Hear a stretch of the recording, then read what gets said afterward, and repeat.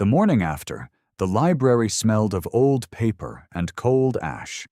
Cecily Vane arrived at 8:30, as she always did, carrying the Latin primer and the map case she used to teach Thomas his geography, and she found the room exactly as she had left it.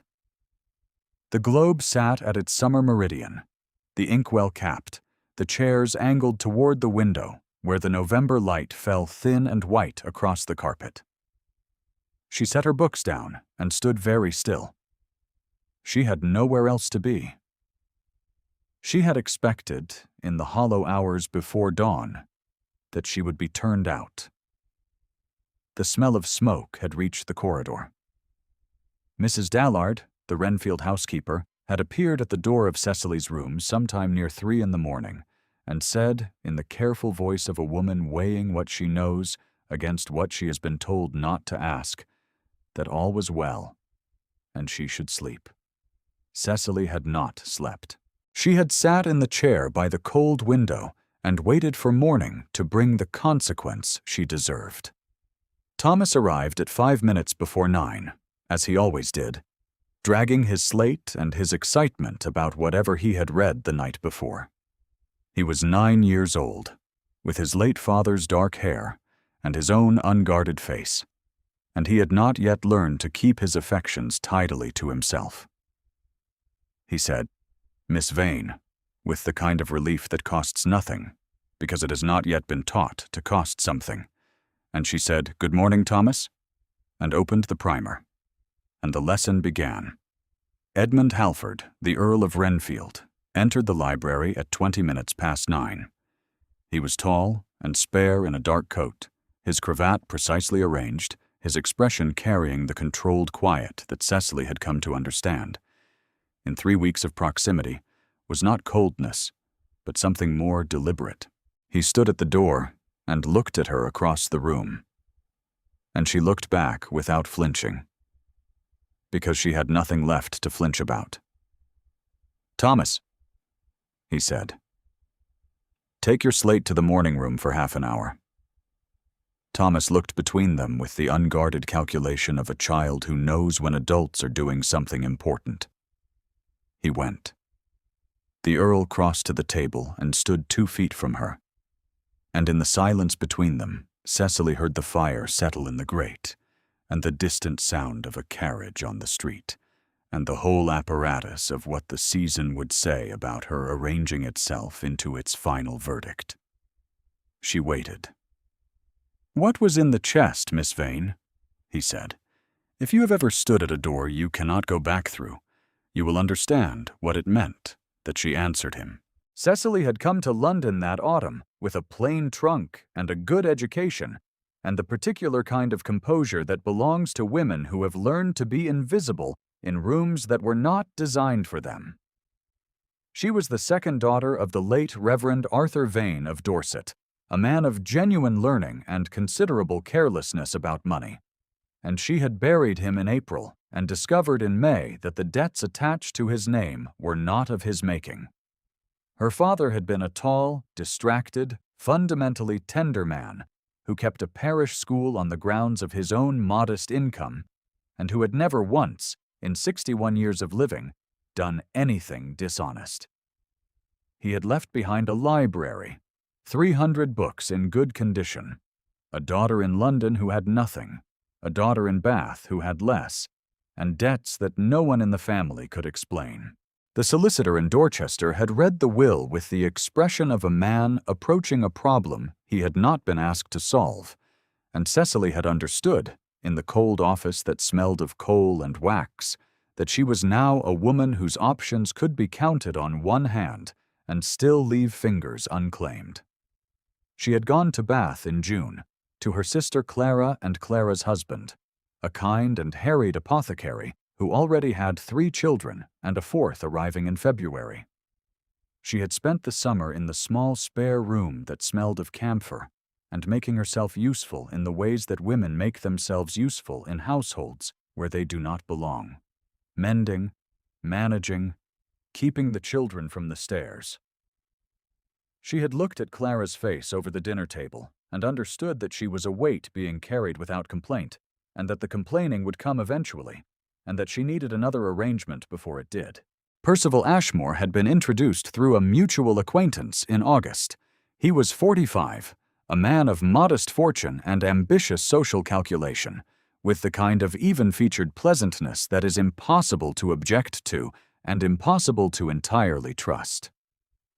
His manner was considered, and his suits were well cut, and he spoke about the late Reverend Vane with the warmth of a man who had known him, which he had not, and who had admired him, which he may have, in the way a predator admires the particular quality of a field before he walks into it. He had presented the proposed match with the air of a man conferring a practical kindness. There was the matter of her father's debts, he said, and there was the matter of Cecily's situation, and there was the matter of the coming season. And really, when one surveyed the landscape of available options, one found it rather narrow. He said this without cruelty, which was almost worse than cruelty would have been. She had not loved him, had not expected to love him, had asked only that he be honest, and that the arrangement be what it appeared to be. He had seemed to be a man who might manage that much.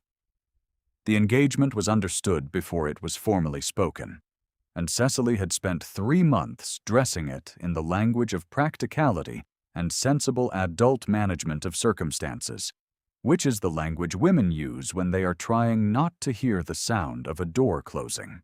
She arrived at Renfield House in the first week of November, placed by the mutual acquaintance as a temporary tutor to Thomas during the upheaval of the household's preparation for the season's final entertainments. The house was large and well-ordered, set in a quiet Mayfair street with iron railings and a garden at the back, and it smelled of beeswax and old leather, and the particular order of a house managed by a woman of Mrs. Dallard's thoroughness. Cecily had been shown to her room, which was modest and clean, and overlooked the garden. And she had stood at the window for a moment, looking at the frost on the box hedges. And she had thought of nothing but the 10 days. The wedding was in 10 days. Thomas she had liked immediately. He was earnest and quick and possessed of the kind of transparent enthusiasm for knowledge that makes teaching feel less like instruction and more like accompanying someone on a walk through a landscape you happen to know well. He asked about everything. He remembered what she told him.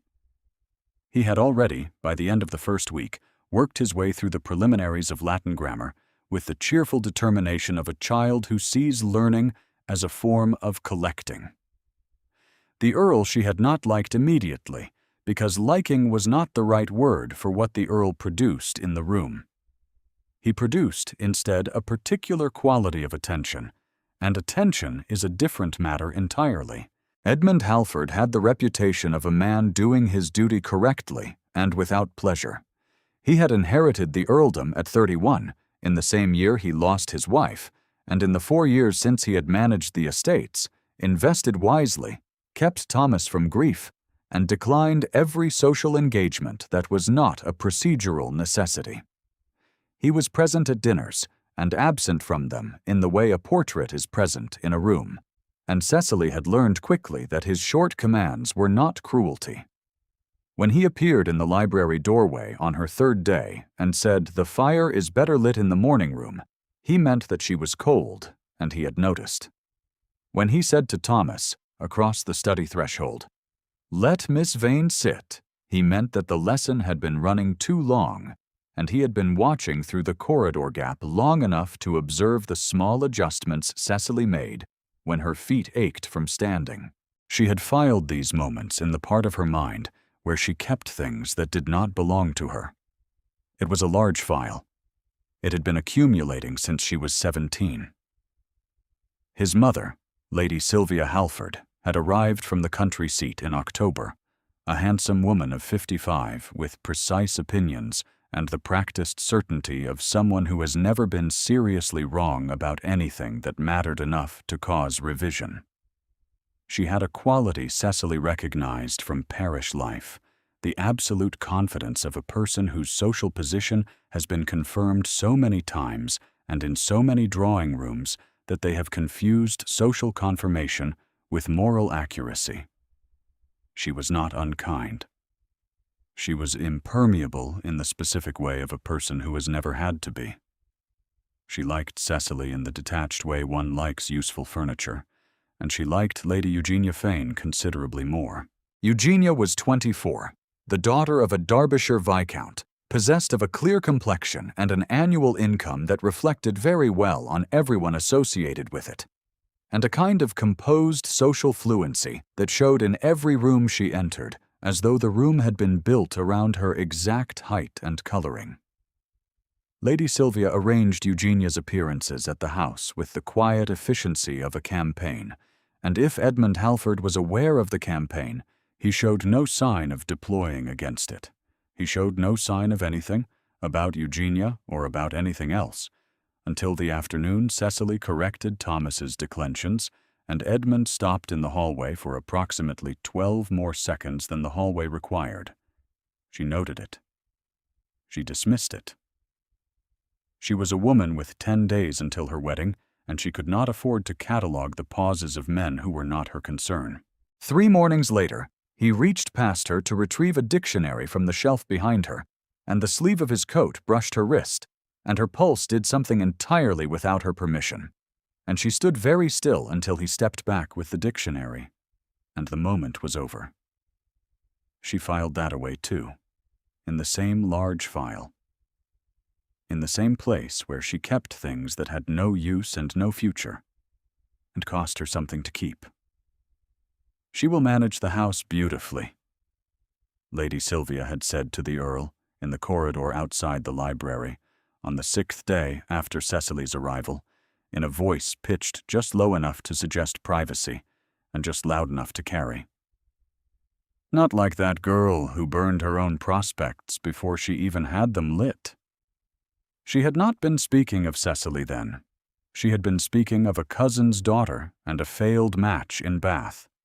But the phrase had landed in Cecily's chest like a stone dropped in still water, because she knew, even then, that it described the shape of what she was. She had discovered the forgery on the afternoon of the 30th of November, less than 24 hours before the wedding. She had been reviewing the contents of the dowry chest with the solicitor's clerk, a young man sent by Ashmore's man of business to confirm the inventory before the ceremony. The chest contained linens, a modest sum in coin, and 3 documents. The first was her father's signature on a promissory note for £400, dated March of the previous year, a letter from her father to Ashmore acknowledging a debt of honor, and a deed of conveyance for the Dorset property that she had understood to belong outright to a family friend who had purchased it after her father's death. She had looked at the date on the promissory note and felt her chest close around a quiet certainty. Her father had been bedridden in March, too ill to hold a pen without help. She had written every letter for him that month, including 3 to the bishop, and 1 to Clara, and 2 to a former pupil who had needed encouragement. She knew his signature better than her own. The one on the promissory note was close. It was very close. It was not his. She sent the clerk away on a pretense of needing to recount the coin. She sat with the 3 documents spread before her on the writing table, and did not move for some time. Through the window she could see the garden and the frost and the box hedges, and a sparrow doing something purposeful with a twig. And she thought, with the odd clarity that sometimes arrives when one is standing on the edge of something irreversible, that sparrows do not trouble themselves about the shape of the cage. They simply keep building. She packed nothing. She wrote a letter to Mr. Jonas Fenwick of Fenwick and Hale, solicitors, whose name she had found at the bottom of her father's actual will. She described what she had found with precision and brevity. She asked for his assistance. She posted the letter herself that evening, telling Mrs. Dallard she was on an errand for Thomas's medicine. Then she confronted Ashmore. He came to the house. He listened. He said, with the pleasantness that was impossible to trust, that she was distressed, and that all brides suffered nerves, and that she would feel differently in the morning. He said the matter of the documents was complex, and that her father had been a man who kept his own counsel about his arrangements. He said that she was a sensible woman, and that sensible women understood what was available to them. He said it in the even, reasonable tone of a man who has never once encountered a woman who would not eventually yield, a tone that assumed her compliance the way a lock assumes a key. Cecily said that she understood him precisely, thanked him for his time, and showed him to the door. Then she returned to the house, unlocked the dowry chest, and carried it to the library hearth. There had been no decision exactly. There had only been the understanding that she would not be married into the possession of a man who had assembled her compliance out of paper and blackmail and her dead father's forged name, and that the documents in the chest were the material evidence of his fraud, and that if she left them locked and unwitnessed, she had no proof and no defense, and no story anyone would believe. She might bring her account to a magistrate tomorrow, after the wedding. A married woman with no legal standing and a forged document she had not destroyed, and a husband who would call her nervous and distressed and hysterical. She had seen what the law made of that kind of proof in the hands of that kind of man. She built the fire up carefully. She read each document once. She folded them with care, as though the care mattered, as though doing it with deliberateness made it something other than the end of her last available path forward. She placed them in the grate one by one, and watched them take the light, and then the heat, and then the shape of ash, and she did not weep, because she was not the kind of woman who wept at the necessary, and because what she felt was not grief. It was something lighter than grief.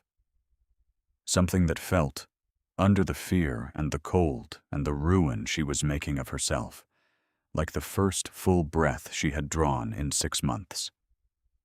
She did not hear the library door open and then very quietly not close. She did not hear breathing from the corridor. She did not see the shadow of a man who had come for the small blue bottle of medicine Thomas left on the reading table every other Thursday, who reached the doorway and found the room illuminated by a fire that had no business being that large at that hour, and who stood motionless for long enough to see a woman in a plain gray dress feed a document to the fire with steady hands, read the seal without expression, fold the paper once with deliberate care, and let it go. She did not see him. He saw everything. What Edmund Halford saw, standing in the corridor of his own house in the small hours of the morning, was not what the season would spend the next week calling madness or ruin or female hysteria. He had been a witness to a great many things in 36 years, and he knew the difference between destruction and refusal.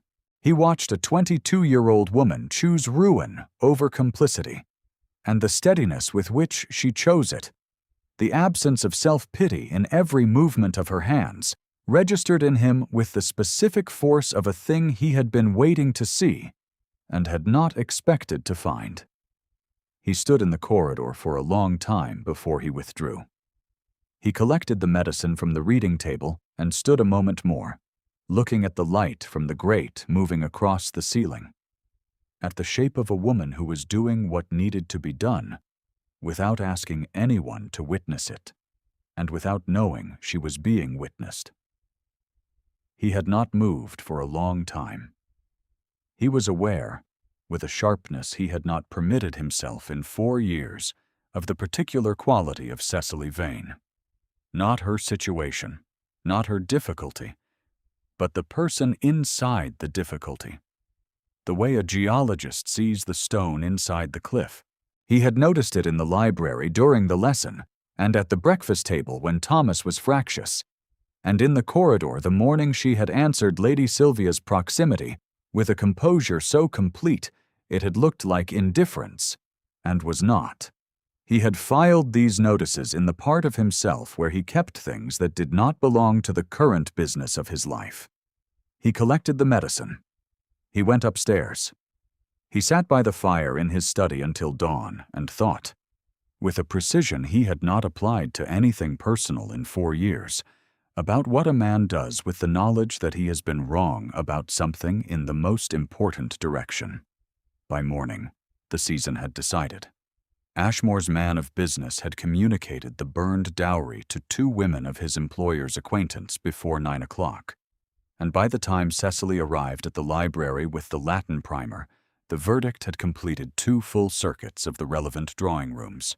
Lady Sylvia, who heard it over her morning chocolate, came to the breakfast room with her expression arranged into the gentle sorrow of the eminently correct. She said to the Earl that of course the girl would need to be found another situation, and that she had already spoken to Lady Moorfield about a companion's position in the country, and that it was a very sad case, but really rather a clear one, and that in her experience women who burned their own prospects before they had them lit rarely improved with management. The Earl put down his cup. He said, "Leave it, Mother." Lady Sylvia left it. For now. Thomas had said nothing about the smoke or the morning's disruption. He said only, sitting at the library table over his slate, that it seemed cold for November and that he wished Miss Vane would stay. He had a way of placing his wishes in the room with the accuracy of a child who knows exactly which wall he is speaking to. When Edmund asked Cecily what was in the chest, she answered him without hesitation, without evasion, and without apology. She told him about the forgery. She told him about Ashmore's visit and what he had said. She told him about the letter to Mr. Fenwick. She spoke plainly and specifically, in the order events had occurred, and she did not once suggest that she had been anything other than the agent of her own choices. She did not ask for sympathy. She did not perform distress. She stood at the library table in her plain gray dress and described what she had done as though she were recounting a transaction, because that was in fact what it had been. The only currency she possessed, spent at the only moment that mattered. He listened without interrupting. When she finished, he stood very still for a moment, and then he said, his voice level, "Show me." She led him to the hearth. There was nothing there but ash and the bent iron of a small key she had dropped in the fire and recovered by instinct, its enamel handle gone black. She had not known, in that moment of reaching into the fire for the key, why she had kept it. There was nothing left for it to lock. She had taken it because her hand had moved before her mind had decided, and she thought now that this was the most honest thing she had done in some time. It was the action of a woman who still believed that some things were worth preserving, even when their purpose had been extinguished. He picked up the key. He turned it in his fingers once, and then again. The fire crackled. He said nothing. It was in the amber afternoon of that same day that Edmund said something he had not planned to say. Thomas had gone upstairs, and Cecily was tidying the globe, running her thumb along the painted meridian lines in the absent way of someone whose hands need to be occupied, and the light lay across the floor in long winter bars, and he spoke without preamble. "Thomas asked me once why the portrait of his Aunt Eleanor is turned to the wall in the east corridor." Cecily was still. She kept her hands on the globe. I told him it was for cleaning. He paused. The fire had burned to its afternoon low, and the room was very quiet. That was not true. I turned it because I cannot look at it without thinking that I trusted the wrong man, and she paid for my confidence. His voice carried no self-pity. It carried the specific weight of a fact that has been examined from every direction and found to weigh the same from each. He had chosen the physician. He had been assured. He had believed with the rational certainty of a man who prefers not to act on the basis of feeling alone, and a feeling had been the only warning he had been given, and he had not trusted it. And Eleanor had been 31 years old, and the doctor had called her strong, and by the following Tuesday she was gone, and the physician had left London for the continent within the month. He did not say all of that. He said only, "I have not trusted my reading of a person since." He paused again, very briefly. "Until recently." He did not elaborate. A man of his particular discipline would not elaborate, and because he did not need to, and because Cecily, who had been trained from childhood to hear what was being said underneath what was being said, understood him with a completeness that moved through her chest like a key finding its lock. She said nothing, because there was nothing to say that would not diminish the thing he had offered. She turned the globe once, slowly, and let the silence hold what it needed to hold, and the winter light moved across both of them, and the fire said what fires say in rooms where something is settling into its true weight for the first time.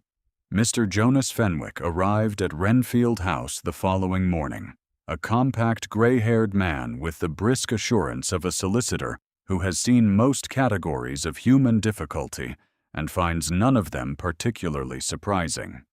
He and the Earl conferred in the study for nearly 2 hours. When Fenwick emerged, he crossed directly to Cecily, who was in the small sitting room with Thomas and a set of watercolor maps of the county system, and said that the documents she had described matched a pattern he had seen twice before in Ashmore's arrangements, and that he was prepared to bring the matter before a magistrate at the Earl's request.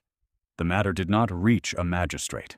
What it reached, 2 days later, was Percival Ashmore's attorney, who sent a communication to Fenwick withdrawing the match on grounds of irreconcilable differences of expectation, which was the language of a man retreating before he was run. Ashmore left London by the end of the week. This should have been the end of it. It was not the end of it. Lady Sylvia had her own calendar. She had watched the 2 hours in the study and the morning with Fenwick, and the particular quality of Edmund's stillness whenever Cecily entered or left a room, and she had drawn her conclusions with the precision of a woman who has been accurately reading drawing rooms for 30 years. She went to Lady Eugenia, who was staying at the Fan townhouse 3 streets over, and she arranged a dinner. She arranged 2 more. She spoke to the Earl with the tone of a woman performing patience because patience has run out, and she said that Eugenia was a fine and estimable woman whose qualities were visible to anyone with an unobstructed view, and that the late unpleasantness with the vain girl was resolved now, and there was no reason in the world for the household to dwell on it any further. The Earl said, "I think considerably further of it, Mother." Lady Sylvia chose not to hear him. She requested instead a private conversation with her son, which took place in the study the following morning, and which Cecily knew nothing of until Mrs. Dallard told her, in the oblique way of a woman who considers directness an act of respect, that the Countess Dowager had spent 40 minutes in the study and departed looking as though she had carried a point. Cecily understood this without needing the full report. She knew what carried points cost. What Lady Sylvia had said to the Earl in the study, in her most measured and reasonable voice, was that a woman who had broken an engagement and burned a dowry and arrived in his house through a second-hand arrangement and was presently the subject of the season's most active speculation was not a suitable attachment for a man of his position, and that if Edmund could not see this clearly, it was because his judgment had been compromised by proximity and misplaced sympathy, and that Eugenia Fane was still available and still willing, and would make an excellent Countess of Renfield, and that Eleanor would have wanted him to remarry well. She had no way of knowing that this last point was the one that would not survive the room. The Earl had said, in the voice he used when the conversation was over, that Eleanor had been a woman who recognized quality in other people, regardless of the wrapper it arrived in, and that he did not propose to speak further of the matter. Lady Sylvia had left. The study remained closed for the rest of the morning. It was in this climate that she had, in Cecily's hearing, produced the third voicing of her verdict. In a remark to Fenwick in the entrance hall, when he came to deliver papers, in the carrying tone of absolute conviction. "The girl burned her own prospects, Mr. Fenwick. However the legal matter resolves itself, the season remembers what it sees." Cecily was on the stairs. She heard every word. She kept walking, one hand on the rail, her chin level, her pace unchanged. The way a woman walks when she has had considerable practice at being the subject of discussions she is not invited to join. She had spent the previous evening composing a letter to Lady Moorfield about the companion position in the country. It was a good letter. Honest about her circumstances, precise about her qualifications. She had sat with the sealed envelope in her lap for an hour, and then placed it on the desk, and stood at the window watching the frost on the garden until the candle guttered. She had thought about the small iron key. She had thought about a man who had said, "until recently," and then folded himself back behind his discipline as though he had not said anything at all. She had thought about Thomas, who had told her that morning in the voice of a child making a request he knows costs him something to make, that he had learned all his capitals and hoped she would stay. She had thought about Eleanor in the East Corridor, turned to the wall, and about a physician who had been trusted, and about what it cost a man to trust something again after that kind of lesson. She had not sealed the letter. The Chetwynd evening party was held in warm Mayfair rooms on a night when the fog had come in from the river and turned the street lamps into soft gold smears above the pavement. The assembled company of 60 represented a comfortable cross-section of the people who had been discussing Cecily for 9 days, and she arrived in the plain blue silk she had owned for 2 years with the particular composure of a woman who has recently ceased to have anything left to protect. She was there because Thomas had extracted the promise from both her and the Earl separately, and neither of them had found a graceful means of refusing a 9-year-old who had gone about the business of the thing with such strategic thoroughness. Lady Eugenia was there, in cream and gold, arranged at Lady Sylvia's right hand, with the precision of something intended to be compared against something else. She was, Cecily thought, with a wryness she kept entirely interior, genuinely lovely. The comparison was not flattering to Cecily, and she was honest enough to know it. The room's candles, Eugenia's gold, her own plain blue, the gap between what she was and what the room had been persuaded she would never be. Eugenia said to the woman beside her, as Cecily passed, in a voice calibrated to carry, just loudly enough to be heard, that it was a peculiar thing to invite to a drawing-room a woman who had burned her own prospects and seemed to expect the evening to proceed as though she had not. Several people heard this. Cecily heard it. She felt the remark land with the precision its author intended, and she kept walking, one step and then the next, because that was what she did and had always done, and would go on doing. She was standing near the pianoforte, with an untouched glass of wine when the room's attention changed. It is not a sound, that change. It is a pressure shift, the way a hall feels in the moment before someone important enters it. She felt it before she saw it, and she turned. And Edmund Halford was crossing the room. He moved with the contained directness of a man who has decided something, and intends it to be visible, that he has decided it. He stopped in front of her. He looked only at her, without glancing toward his mother. or toward Eugenia, or toward any of the 60 people who had gone completely quiet. His gray eyes were level and unafraid, and carrying, as they had been for 9 days, everything he had not yet said aloud. A beat. The entire room was a held breath.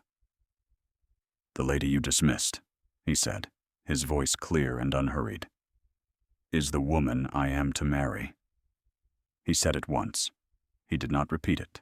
He did not need to. Lady Sylvia's fan stopped moving. Lady Eugenia looked at him once, then looked away, and something in the set of her mouth shifted toward a recognition that was almost, Cecily thought, something like relief. She had not loved him.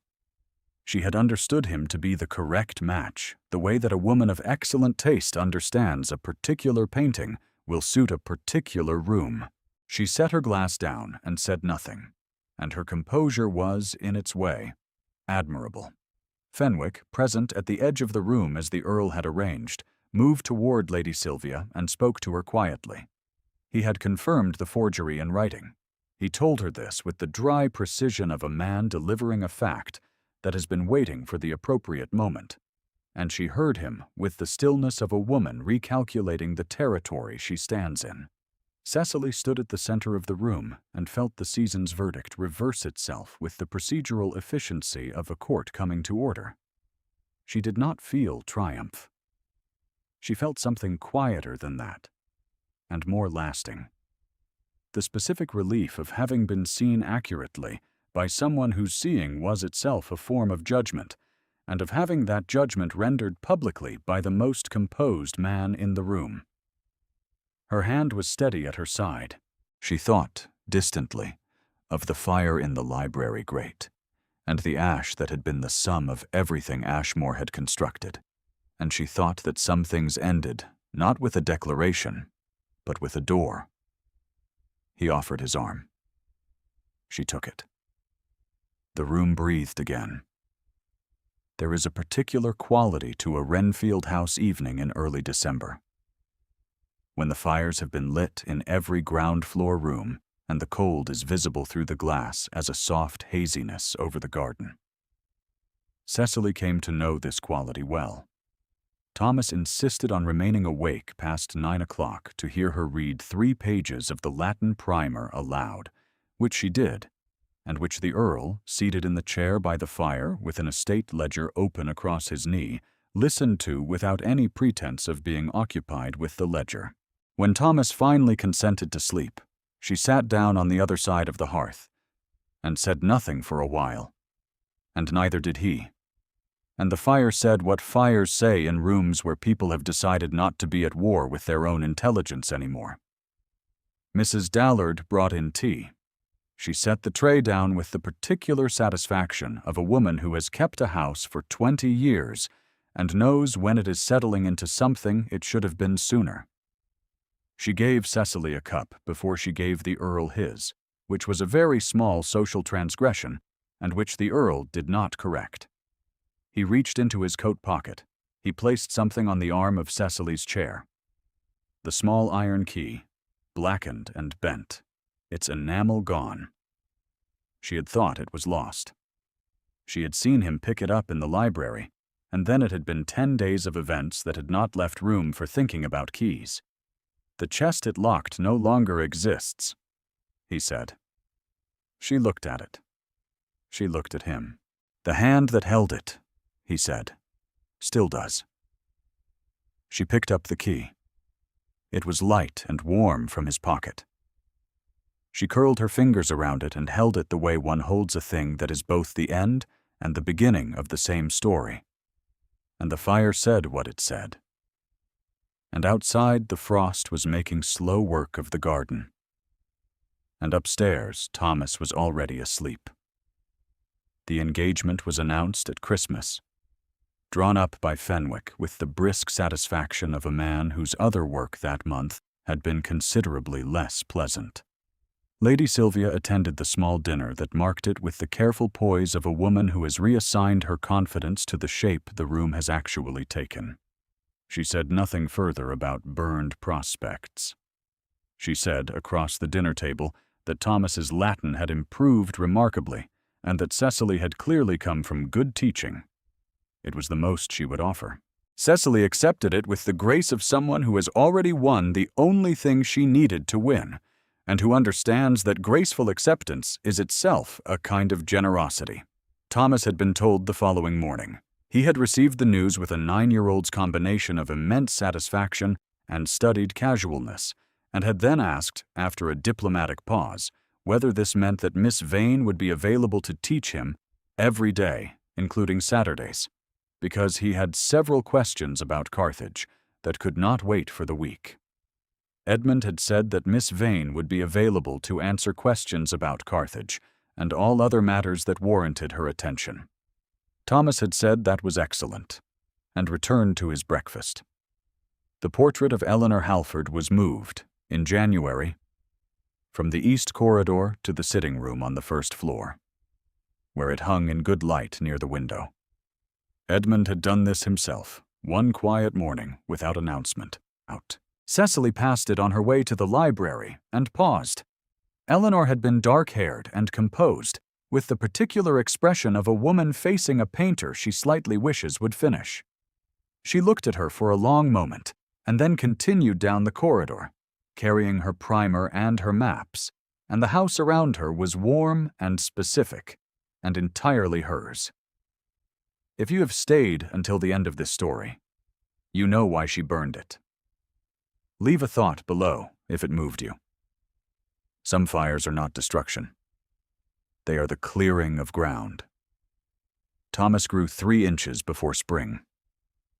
Mrs. Dallard continued to make the tea in her particular way.